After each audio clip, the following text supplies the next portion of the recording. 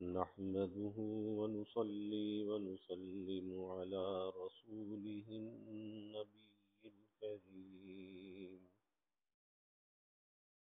وعلى آله وأصحابه أجمعين. اللهم صل على سيدنا ومولانا محمد وعلى آل سيدنا ومولانا محمد وبارك وسلم صلاة وسلاما كثيرا كثيرا. توفیق الہی اپنے مرشد پاک کی برکت سے حکیم الامت مجدد الملت حضرت تھانوی رحمۃ اللہ علیہ کے مباحث کا سلسلہ چل رہا ہے. الجلا للابتلاء کے نام سے حضرت کا یہ بات چل رہا ہے، جس میں بات چل رہی تھی کہ اپنے آپ کو سپرد کر دینا اور اپنی رائے کو فنا کر دینا، اس کے بغیر جو ہے اس طریق میں کامیابی نہیں ہوتی. اور اس پر یہ حضرت نے فرمایا کہ آخر صحابہ کو کیا چیز حاصل تھی کہ انہوں نے اپنا ہاتھ آپ صلی اللہ علیہ وسلم کے سپرد کیا تھا اور اسی سے ان کا کام بن گیا. اس پر فرمایا کہ حدیث میں ہے کہ میں دل شکستہ لوگوں کے پاس ہوں، اس لیے اگر وصال محبوب کی تمنا ہے تو اول یہ شکستگی پیدا کیجئے، پھر کسی کے ہاتھ میں اپنے آپ کو سپرد کر دیجئے. بتلائیے آخر صحابہ کس چیز سے راہ پر لگے ہیں؟ اسی سپرد کر دینے سے. انہوں نے حضور صلی اللہ علیہ وسلم کے ہاتھ میں اپنے کو سپرد کر دیا تھا، اسی سے ان کا کام بن گیا. علم عقل سے ان کا کام نہیں بنا، چنانچہ بعض متاخرین فقہ وغیرہ میں صحابہ سے بہت آگے ہیں، مگر وہ اس سے صحابہ پر فوق ہو گئے؟ ہرگز نہیں. صحابہ میں ایک ایسی بات ہے جو کسی امتی کو نصیب نہیں، اور وہ یہ کہ انہوں نے حضور صلی اللہ علیہ وسلم کو دیکھا اور حضور صلی اللہ علیہ وسلم کے ہاتھ میں اپنے آپ کو سپرد کر دیا.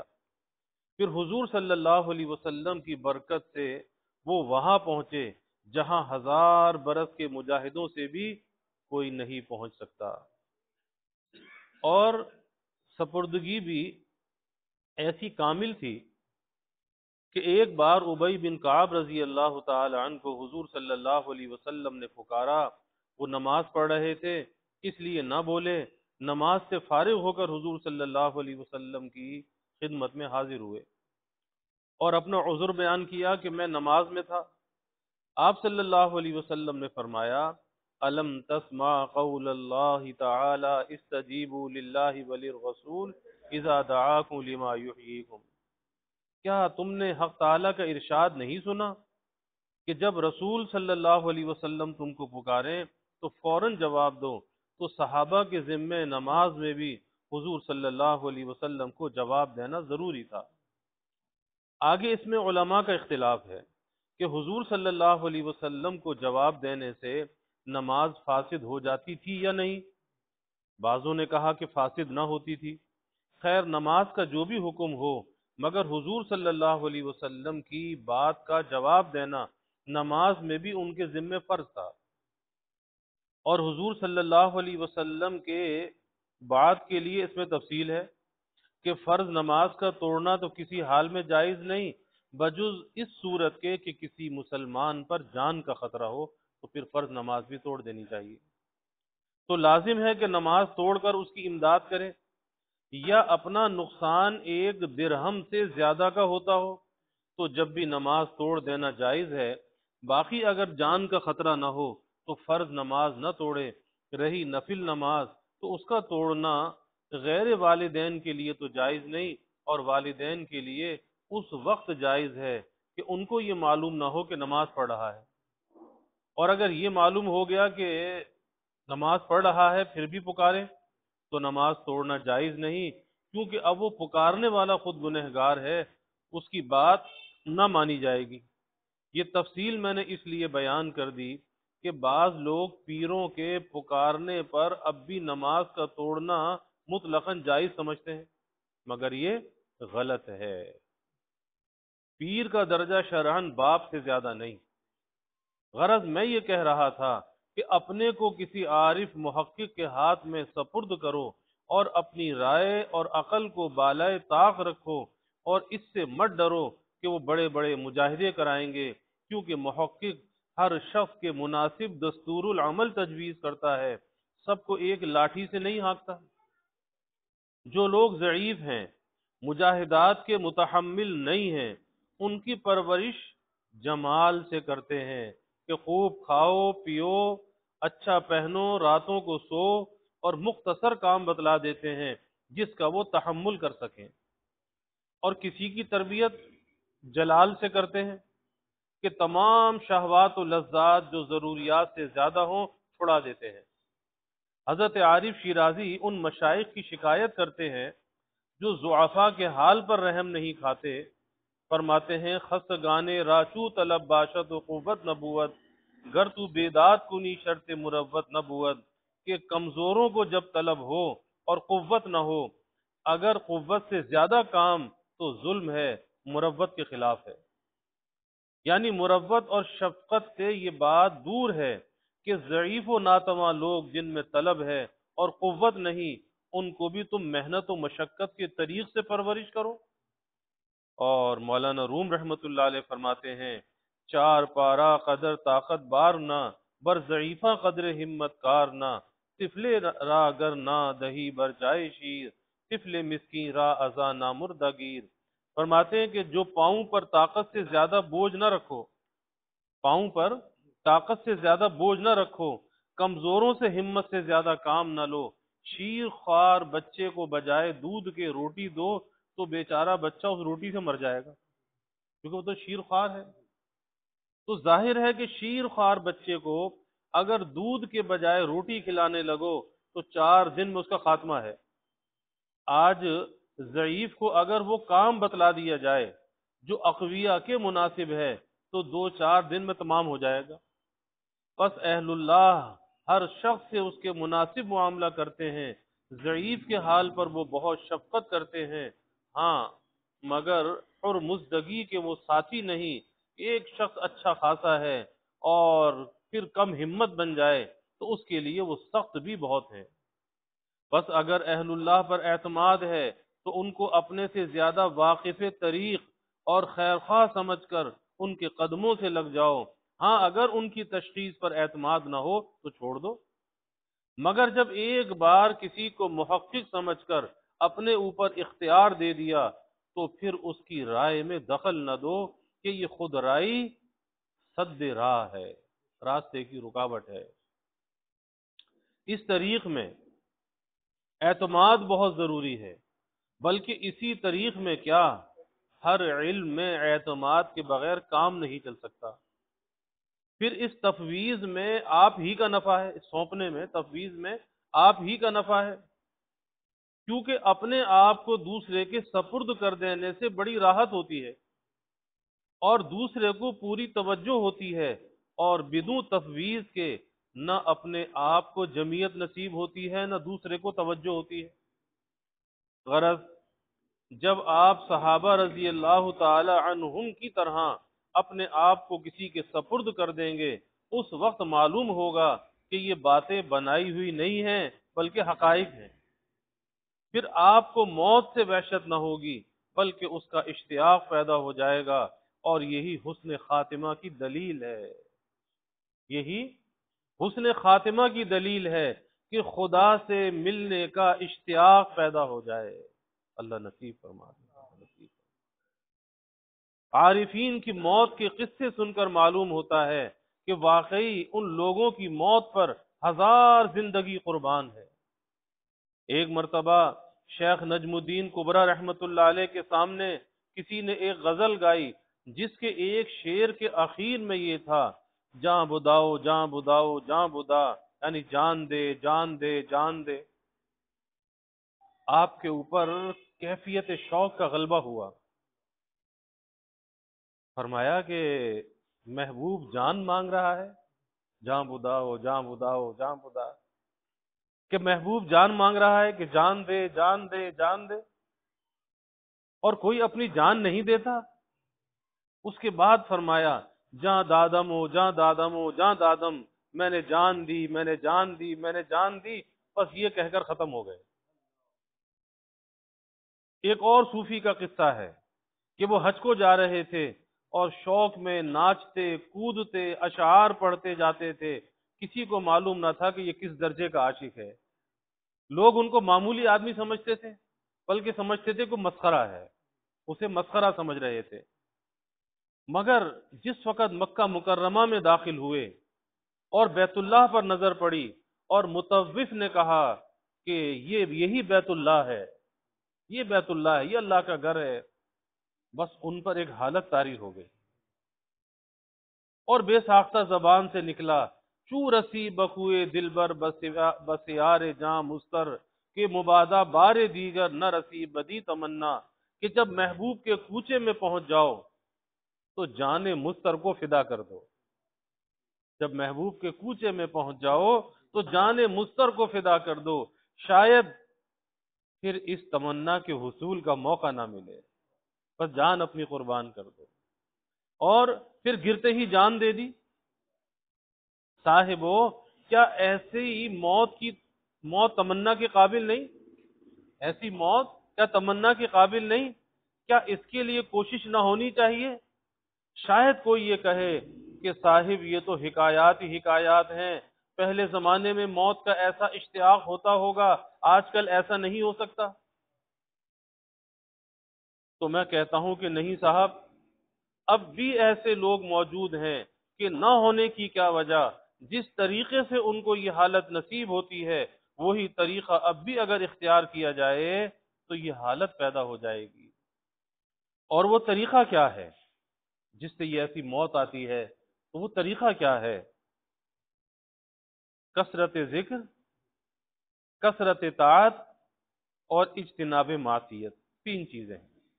کثرت ذکر، کثرت طاعت اور اجتناب معصیت، بس ان تین چیزوں کو اختیار کر لیجئے، انشاءاللہ موت کا اشتیاق اور خدا سے ملنے کی تمنا پیدا ہو جائے گی۔ اگر آپ یہی چاہتے ہیں کہ اس زمانے میں ایسے نمونے دکھلا دوں کہ بھئی پہلے زمانے کی باتیں ہیں، آج ایسے لوگ کہاں ہیں، تو اگر آپ یہی چاہتے ہیں کہ اس زمانے میں ایسے نمونے دکھلا دوں تو لیجئے میں بتلاتا ہوں، اب بھی ایسے لوگ موجود ہیں۔ ہمارے مدرسے میں 2 شخصوں کا انتقال ہوا جو کہ ذاکر و شاغل تھے، ایک بوڑھے تھے ایک جوان تھے۔ بوڑھے کا قصہ تو یہ ہوا کہ وہ رات کو حسب معمول تہجد کے لیے اٹھے اور مٹی کا لوٹا تیمم یا وضو کے لیے لینا چاہتے ہوں گے، بس لوٹے پر دونوں ہاتھ رکھے ہوئے اسی طرح ختم ہو گئے، روح پرواز کر گئی۔ دوسرے صاحب کا یہ قصہ ہوا کہ ان کو بخار میں سرسام ہو گیا تھا، کیونکہ جوان آدمی تھے، حرارت غالب تھی اور سرسام میں عقل نہیں رہا کرتی، مگر ذکر اثر دیکھیے کہ موت کیسی اچھی ہوئی، رات کو وہ بھی خود ہی اکیلے ختم ہو گئے، کسی کو خبر نہیں ہوئی۔ جب صبح کے قریب ان کو دیکھا گیا تو ہاتھ پر تسبیح لپیٹے ہوئے اور مراقبے کی شکل میں گردن جھکائے بیٹھے ہیں، لوگ سمجھے کہ زندہ ہیں، مگر وہ کہاں تھے، نامعلوم کب کے ختم ہو چکے تھے۔ تو دیکھیے یہ ثمرہ ہے ذکر کا جو دنیا ہی میں نصیب ہوتا ہے کہ موت کے وقت خدا کا اشتیاق ہو جاتا ہے، اس کی یاد کو جی چاہتا ہے۔ آخر وہ کیا چیز تھی جس نے ان کو آخر وقت میں بھی، جس میں انسان بالکل عاجز اور کمزور ہو جاتا ہے، تسبیح اٹھانے اور مراقبہ کرنے کی ہمت دے دی؟ وہ کیا چیز تھی؟ اور دوسرے صاحب کو آخر وقت تک تہجد کا خیال رہا، اس کے لیے اپنی ہمت کے مافک کوشش بھی کی کہ لوٹے تک ہاتھ تو پہنچا، اور نماز ہی کے اہتمام میں ختم ہو گئے۔ وہ چیز کیا ہے؟ وہ محض اشتیاق لقاء اللہ کی کیفیت تھی، اللہ سے ملاقات کا شوق، اللہ کے دیدار کا شوق۔ جو اخیر وقت میں ان پر غالب ہو گئی تھی، لیجئے اب تو میں نے بالکل پتہ بتلا دیا، اب تو آنکھیں کھولو اور اس حالت کے حاصل کرنے کی کوشش کرو۔ سچ بات یہ ہے، ایسی موت قابل رشک ہے اور اس پر ہزار زندگی قربان ہے۔ عارف شیرازی رحمت اللہ علیہ فرماتے ہیں، ہرگز نہ میرد آنکھ دلش زندہ شد با عشق، ثبت است بر جرید عالم دوام ماں، کہ جس شخص کو عشق حقیقی سے روحانی حیات حاصل ہو گئی، جس شخص کو عشق حقیقی سے روحانی حیات حاصل ہو گئی، وہ اگر مر بھی جائے تو واقع میں بوجہ اس کے کہ لذت قرب کامل درجے کی حاصل ہو جاتی ہے، اس لیے اس کو زندہ کہنا چاہیے۔ جس کا مال عشق سے زندہ ہو وہ مرا نہیں کرتا۔ جرید عالم پر ہمارا دوام لکھا ہوا ہے۔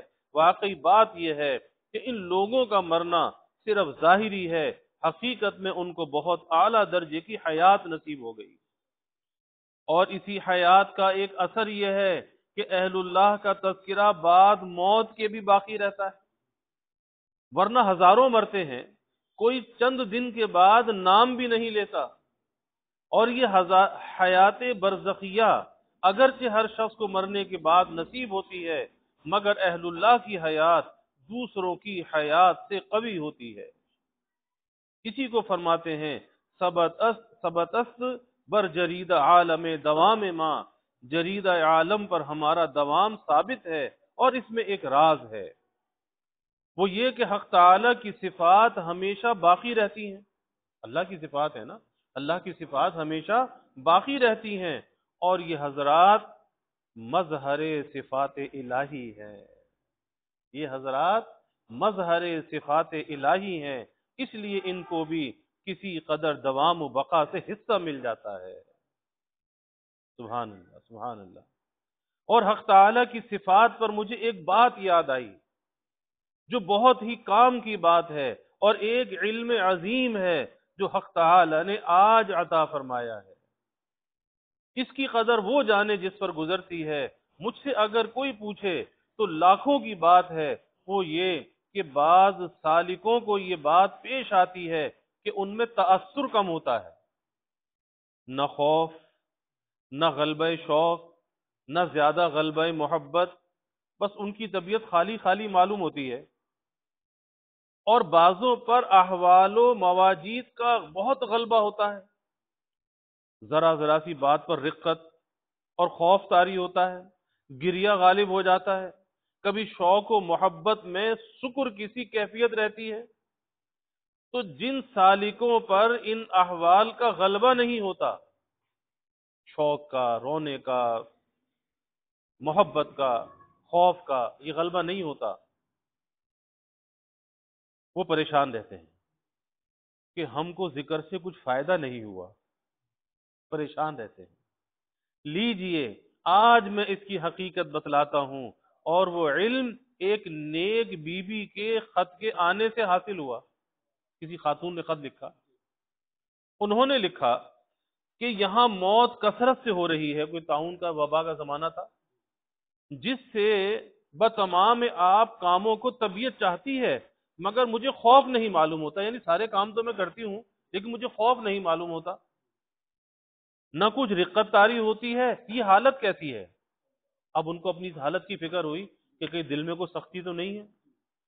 ان کو تو میں نے یہی لکھ دیا کہ حالات مقصود نہیں ہیں بلکہ اعمال مقصود ہیں، اگر اعمال میں کوتاہی نہ ہو تو ان کے ہونے یا نہ ہونے کی کچھ بھی پرواہ نہ کرنی چاہیے، مگر اس کی حقیقت جو اسی وقت میرے دل پر منکشف ہوئی، اس کی حقیقت جو اسی وقت میرے دل پر منکشف ہوئی، وہ ان کو نہیں لکھی، کیونکہ وہ بات ان کی فہم سے زیادہ تھی۔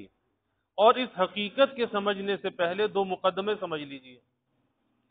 ایک یہ کہ تمام سلوک کا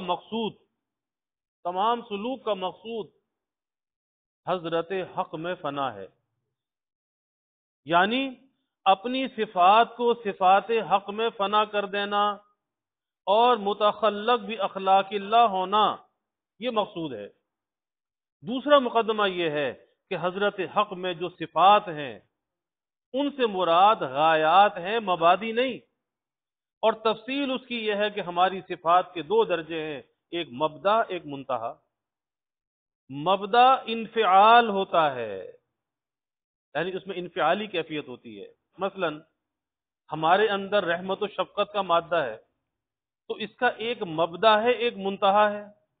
مبدا یہ ہے کہ کسی حالت اور مصیبت کو دیکھ کر، کسی کی حالت دیکھی، کسی کی مصیبت دیکھی، کسی کی بیماری، کسی کی پریشانی، اب اس کو دیکھ کر دل دکھتا ہے، دل پر اثر ہوتا ہے، یہ کیا ہے؟ یہ انفعال ہے۔ اور منتہا یہ ہے کہ دل دکھنے کے بعد ہم نے اس شخص کے ساتھ ہمدردی کی، اس کی اعانت کی، یہ فعل ہے۔ اب وہ انفعال ہے اور یہ فعل ہے، تو اس کی مدد جو کر سکتے تھے اس کی مدد کی، اور یہی مقصود بھی ہے۔ انفعال مقصود نہیں ہے، فعل مقصود ہے۔ انفعال تو اندر کی کیفیت ہے نا کہ دل دکھنے لگا، لیکن فعل کیا ہے کہ جا کر مدد کی۔ یہی مقصود بھی ہے صفت رحمت سے۔ اسی طرح حیا اور علم و رغبت وغیرہ تو حق تعالی چونکہ انفعال اور تاثر سے پاک ہے، اللہ کی ذات تاثر سے پاک ہے، اس لیے ان کو جو رحمان، رحیم، عفو، غفور وغیرہ کہا جاتا ہے تو ان کی صفات میں صرف غایات مراد ہیں، مبادی مراد نہیں، کیونکہ وہ تاثر سے پاک ہے۔ ایک مقدمہ تو یہ ہوا۔ اب سمجھیے کہ خوف اور محبت وغیرہ جو صفات ہیں ان کے اندر بھی دو درجے ہیں، ایک مبدا منتہا، ایک مبدا ایک منتہا۔ مبدا وہی تاثر اور انفعال ہے، کسی کی تکلیف کو دیکھ کر دل دکھنے لگا، انفعال، تاثر۔ کہ خدا کی عظمت و جلال کے خیال سے دل پر اثر ہوا، خدا کی عظمت و جلال کے اثر کے خیال سے دل پر اثر ہوا، رقت طاری ہوئی، یہ کیا ہے؟ انفعال ہے۔ اور منتہا یہ ہے، اب یہ فعل ہے، منتہا یہ ہے کہ خدا تعالیٰ کی نافرمانی سے رک گئے، یہ فعل ہے۔ تو محبت کا مبدا یہ ہے کہ دل میں عشق کی دکھن پیدا ہو اور محبوب کے خیال میں محو ہو جائے، یہ انفعال ہے۔ اور منتہا یہ ہے کہ محبوب کی رضا جوئی اور خوشنودی کی طلب میں لگ جائے۔ تو جس شخص کے اوپر خوف اور محبت کی کیفیت غالب نہ ہو، یہ بڑی اہم بات ہے، جس شخص کے اوپر خوف اور محبت کی کیفیت غالب نہ ہو مگر استقامت حاصل ہو، کہ معاصی سے پوری طرح بچنے والا اور طاعات کا بجا لانے والا ہو، اس میں صفات کے مبادی نہیں پائے گئے، انفعال کی کیفیت نہیں پائی گئی، بلکہ صرف غایات پائے گئے، تو یہ شخص اصل متخلق بھی اخلاق اللہ ہے، اور جس پر ان کیفیات کا غلبہ ہو اس میں اول مبادی پائے گئے پھر غایات پائے گئے، تو یہ شخص اس درجے کا متخلق بھی اخلاق اللہ نہیں ہے جیسا وہ پہلے والا ہے۔ اس حقیقت کے انکشاف کے بعد سالکین کو معلوم ہو گیا ہوگا کہ جن احوال و کیفیات کے فقدان سے وہ پریشان ہوتے ہیں ان کا فقدان کوئی نقص نہیں بلکہ کمال یہی ہے، سبحان اللہ، کہ بدون غلبہ احوال کے، بدون غلبہ احوال کے، کیونکہ کوئی ابن الحال ہوتا ہے کوئی ابو الحال ہوتا ہے، اب ابن الحال ہے تو اس پہ حال ہی غالب ہوگا، یہی کیفیات یعنی انفعال، اور جو ابو الحال ہوگا وہ حال کے اوپر غالب ہوگا، یعنی استقامت کا درجہ اسے ہوگا۔ بلکہ کمال یہی ہے کہ بدون غلبہ احوال کے استقامت حاصل ہو جو کہ مقصود ہے۔ اس لیے اب ان چیزوں کی خواہش اور تمنا میں نہ پڑھنا چاہیے، بلکہ جس حال میں محبوب نے رکھا ہے اس میں خوش رہنا چاہیے، جس حال میں محبوب نے رکھا ہے اسی میں خوش رہنا چاہیے۔ اس میں حق تعالی کی حکمت ہے کہ کسی کو غلبہ احوال عطا فرمایا اور کسی کو بدون اس کے ہی استقامت عطا فرما دی، کسی پر خوف کا غلبہ ہے وہ رو رہا ہے، کسی پر رجا کا غلبہ ہے وہ ہنس رہا ہے، کسی پر طلب اور شوق کا غلبہ ہے وہ بے چین ہے، اور کسی پر کوئی حال غالب نہیں، وہ سادگی کے ساتھ اعمال مقصودہ میں لگا ہوا ہے۔ اور یہ سب خدا ہی کے بنائے ہوئے ہیں، یہ سب خدا ہی کے بنائے ہوئے ہیں۔ ایک کو دوسرے کے حال کی طلب نہ کرنا چاہیے کہ جیسا وہ ہے ایسا میں ہو جاؤں، نہیں نہیں، جس حال میں وہ رکھے راضی رہے۔ ایک کو دوسرے کے حال کی طلب نہ کرنا چاہیے۔ بگوش گل چے سخن گفتہ ہے کہ خندہ است، بعندلیب چے فرمودائے کہ نالا است، کہ گل سے کیا کہہ دیا کہ خندہ ہو رہا ہے، اور بلبل سے کیا فرما دیا کہ وہ نالا ہے۔ پتہ نہیں کس کے کان میں کیا کہہ دیا، ایک خوش ہے اور ایک رو رہا ہے۔ اگر حق تعالی نے صاحب اضطراب بنایا ہے، بڑی اہم بات ہے، اگر حق تعالی نے صاحب اضطراب بنایا ہے تو سکون کے طالب نہ بنو، اور صاحب سکون بنایا ہے تو اضطراب کے طالب نہ بنو۔ اب جو لوگ کام کرتے ہیں ان سے پوچھو یہ علم کس قدر عظیم ہے، اس سے ان لوگوں کی آنکھیں کھل گئی ہوں گی اور پریشانی اور غم کا پہاڑ دل سے ہٹ گیا ہوگا، کیونکہ سالکین کو ذرا ذرا سی بات سے رنج و غم ہونے لگتا ہے۔ اگر کچھ بھی شبہ اس کا ہو جائے، طالب کو سالک کو اگر کچھ بھی شبہ اس کا ہو جائے کہ ان کی محبت میں یا طلب میں کمی ہے، بس ان پر غم کا پہاڑ ٹوٹ جاتا ہے۔ بر دل سالک ہزانہ غم بود، گر ز باغ دل خلال کم بود، کہ عارف کے دل پر ہزاروں غم چھا جاتے ہیں اگر اس کے باغ دل سے ایک تنکا بھی کم ہو جاتا ہے۔ فرمایا یہ علوم اور حقائق وہ چیزیں ہیں، یہ علوم و حقائق وہ چیزیں ہیں کہ سالکین ان کے سامنے حفظ اقلیم کی بھی حقیقت نہیں سمجھتے۔ ساتوں بر اعظم کی حکومت مل جائے اس کے سامنے کچھ بھی نہیں ہے۔ اب میں غور کرتا ہوں، حضرت فرما رہے ہیں، اب میں غور کرتا ہوں اگر میرے پاس 1000 گاؤں ہوتے تب بھی جو مسرت اس وقت مجھ کو اس علم کے حاصل ہونے سے ہوئی، میں سچ کہتا ہوں کہ 1000 گاؤں کی اس کے سامنے کچھ حقیقت نہیں۔ خلاصہ یہ کہ اگر کسی پر خوف اور شوق کا غلبہ نہ ہو، خوف اور شوق کا غلبہ نہ ہو، مگر استقامت اعمال نصیب ہو گئی ہے، اس کو بے فکر رہنا چاہیے۔ مگر سامان کرنے کے بعد چونکہ اگر اعمال کے اہتمام کا سامان نہ کیا اور تو پھر استقامت فوت ہو جائے گی، اب اس کے اہتمام میں لگا رہنا چاہیے، کوشش میں لگا رہنا چاہیے۔ مثلا ایک شخص کی یہ کیفیت ہے کہ اس کی آنکھ تہجد کے وقت بلا ناغہ کھل جاتی ہے، اس کے دل میں کیفیت شوقیہ ایسی ہے کہ وقت پر مجبوراً اٹھا کر بٹھا دیتی ہے، اور دوسرے شخص پر یہ کیفیت غالب نہیں، مگر وہ ہر روز تہجد کا سامان کر کے لیٹتا ہے، لوٹا جانماز پاس رکھ لیتا ہے، شام کو کھانا بھی کم کھاتا ہے تاکہ اٹھنے میں اعانت ہو، عشاء کے بعد فوراً ہی سو بھی رہتا ہے، اذکار و ادعیہ بھی پڑھ کر سوتا ہے۔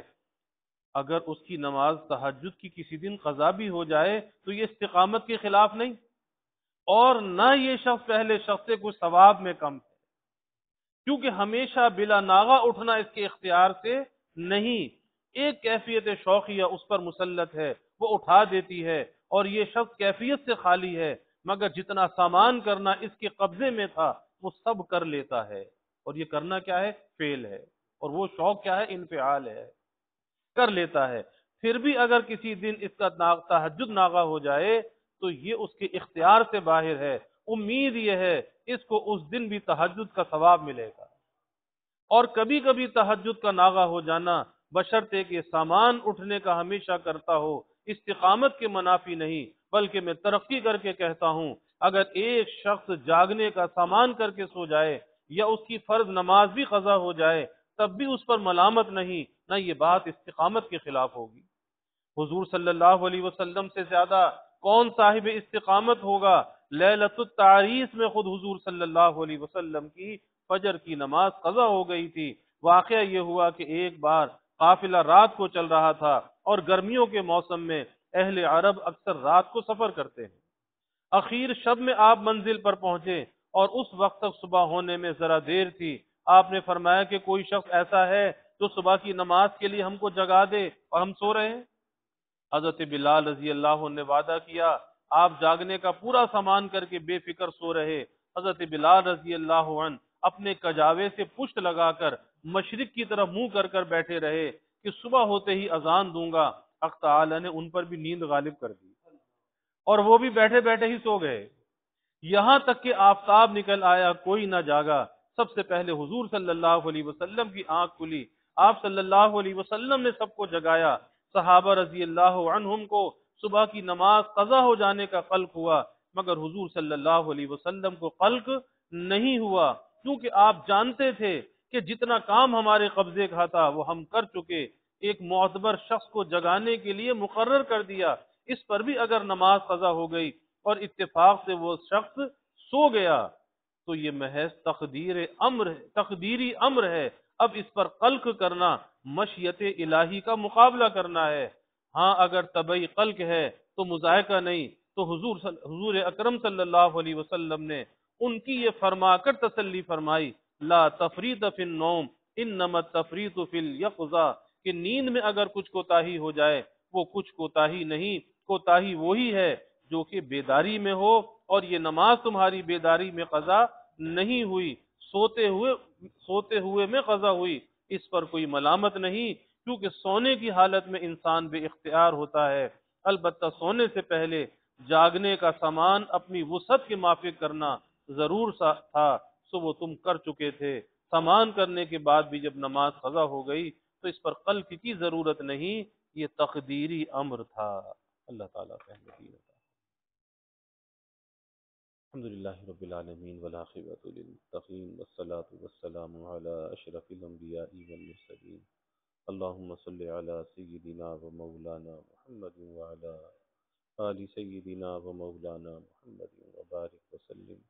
ربنا آتنا فی الدنیا حسنہ وفی الآخرۃ حسنہ وقنا عذاب النار۔ اللهم أرنا الحق حقا وارزقنا اتباعه وأرنا الباطل باطلا وارزقنا اجتنابه، اللهم إنا نسألك العفو والعافية والمعافاة الدائمة في الدين والدنيا والآخرة، والفوز بالجنة والنجاة من النار، اللهم إنا نسألك من خير ما سألك منه نبيك سيدنا محمد صلى الله عليه وسلم، ونعوذ بك من شر ما استعاذك منه نبيك سيدنا محمد صلى الله عليه وسلم، وأنت المستعان وعليك البلاغ، ولا حول ولا قوة إلا بالله، وجزى الله عنا محمدا صلى الله عليه وسلم ما هو أهله، وصلى الله تعالى وسلم على النبي الكريم، آمين برحمته۔